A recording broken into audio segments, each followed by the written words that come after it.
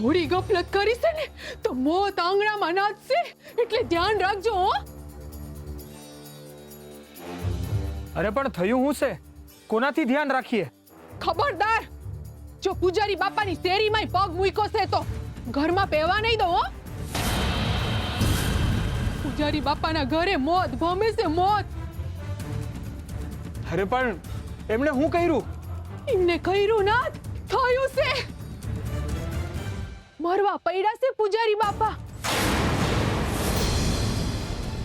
પૂજારી બાપા મરવા પડ્યા છે? શું થયું એમને? અરે હું મારી નજરે જોઈને આવી છું. પૂજારી બાપા જીવન મરણના વચારે ઝૂલી રહ્યા છે. રક્તપિત્ત થયો છે એમને.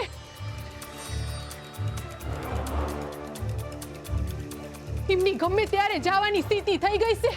હરે કૃષ્ણ, હરે કૃષ્ણ, હા તમે શું બોલો છો? અરે મેં આંખે જોયેલું ને કાને સાંભળેલું જ બોલી રહી છું ગોરાબા. પૂજારી બાપાનું આખું શરીર ધ્રુજતું હતું.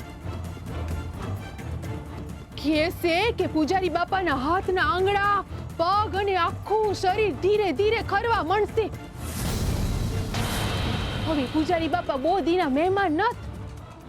એટલે પૂજારી બાપા કોઈ દી હરિની આરતી નહીં કરી શકે? અરે ગોરાબા, તમે હરિની આરતી તો બહુ મોટી વાત કરી નાખી.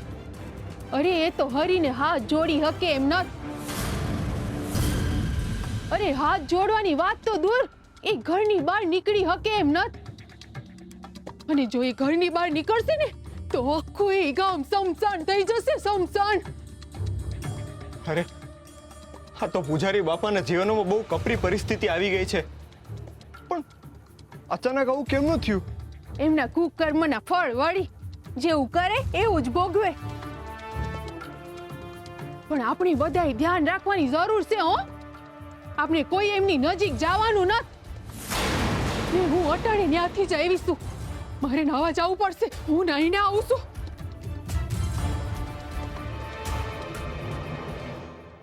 ભાઈ, જો કોઈ એમની પાસે નહીં જઈ શકે, હા માંદગીમાં એમની સેવા કોણ કરશે? એ બચારા તો વધારે તકલીફમાં મુકાઈ જાય ને. ભાઈ, જો એમના હાથ નહીં હાલે તો એ જમશે કેમ ના? ના ના, એમને આવી સ્થિતિમાં એકલા મૂકી દઉં ને તો પાપ છે. મારે એમની સેવા કરવી જોઈએ. હરી ખુશ થાય. વાહ, હા તો તારી લાગણી અને ભાવના છે, બાકી આ શક્ય નથી. પૂજારી બાપાને રક્તપિત્ત થયો છે. એ એક ચેપી રોગ છે અને એનો કોઈ ઉપચાર નથી બા. અને તું એમની ત્યાં સેવા કરવા જઈશ ને તો તને એ રોગ થઈ જશે અને પછી આખા ગામને લાગી શકે છે. મારી વાત માન બા, તું એમની સેવા કરવા ન જા. ભાઈ, અંધાઈ માણસો હરિના સંતાન છે. એનાથી દૂર થવું એટલે હરિથી દૂર થવું કહેવાય. ના, હું હરિથી દૂર ન થઈ શકું. હરિ દુઃખી થાય. મારે એમની સેવા તો કરવી જ જોઈએ.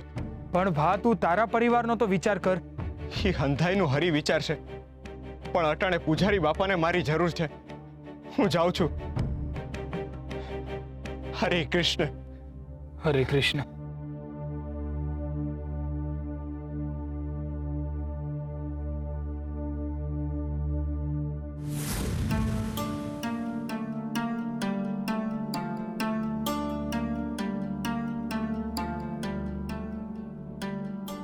અરે વાહ, મારી સાડી તો તારા પર ખૂબ શોભે છે.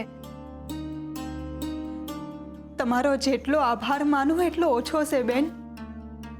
તમે મારા જેવી અજાણી અને અભાગી છોકરીને આટલા પ્રેમથી આવકાર આપ્યો અને પોતાના ઘરમાં જ નહીં, હૃદયમાં પણ જગ્યા કરી આપી. તમે બહુ હારા માણસ છો બેન.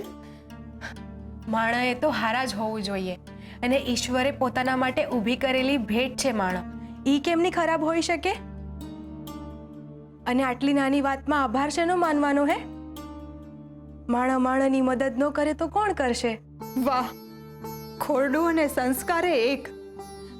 તમને ખબર છે, ગોરા ભગતે એકદમ આવું જ કહેતા હતા મને.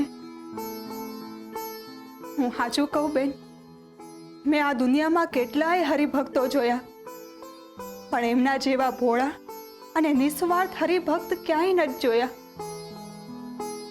એમની આંખોમાંથી નર્યું ભોળ પણ છલકે છે. માણસના ખોળિયામાં ભગવાન છે ગોરા ભગત. હું તો એમને જોઉં છું ને તો મને તો હરી જ દેખાય છે. તમારી વાત સાચી છે. ભગત તો ભગવાનનો અવતાર હોય એવા જ છે. એમનો સ્વભાવ જ નહીં, એમના શબ્દો પણ એટલા જ સુંદર છે. એ કેટલા મનમોહક ભજનો ગાય છે, સાંભળીને કાન તૃપ્ત. એમના ભજન સાંભળવાની જેટલી મજા આવે ને એટલી જ એમને ભજન ગાથા જોવાની પણ મજા આવે છે. એકદમ હરિની નજીક પહોંચી જતા હોય ને એવું લાગે આપણને. એવું લાગે કે એમના શબ્દોની સીડી બનાવીને કોઈ પણ વ્યક્તિ હરી સુધી પોગી શકે. તમે જાણો છો બેન, હું તો જંગલના માર્ગે જવાની હતી પણ એમણે મને રોકી અને એમની હિંમતના જોરે ખુલ્લી છાતીએ મને પાદળ વટાવી. એમની ભક્તિથી મને મારક કરી આપ્યો ગોરા ભગતે. યુવરાજ જેવો નમાલો માણસ પોતાને પુરુષ કહે છે. સાચો પુરુષ તો ગોરા ભગત જેવો હોય, જેના મનમાં હરી અને કાળજામાં ખરી હિંમત હોય, જે હરીની સામે માથું ઝુકાવી શકે અને કોઈની હાટું માથું કપાવી શકે. આવો પુરુષ તો મેં ક્યારેય નથી જોયો. હિંમત અને હરીનો સમન્વય છે ગોરા ભગત. એ સ્ત્રી ભાગ્યશાળી હશે જેમના ગોરા ભગત હારે લગ્ન થશે. જેને આખા ચોખે શિવને પૂજ્યા હશે ને એને જ ગોરા ભગત જેવો ભરથાર મળશે. ઓહો, આ તો ગોરાબાના કંઈક વધારે પડતા જ વખાણ કરી રહી છે. એવું તે હું મોહી ગયું એમના ભજનોમાં. મારા કાન પાકી જાય છે ને આને તો મનમાં વસી ગયા છે ગોરાબાના ભજન. તમારી વાત સાવ સાચી છે. ભગતને પામીને તો ભવ તરી જવાય. હું સાચે જ સૌભાગ્યશાળી છું કે મને ભગત જેવા પતિ મળ્યા.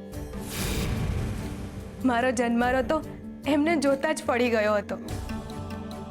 શું ગોરા ભગત તમારા પતિ છે?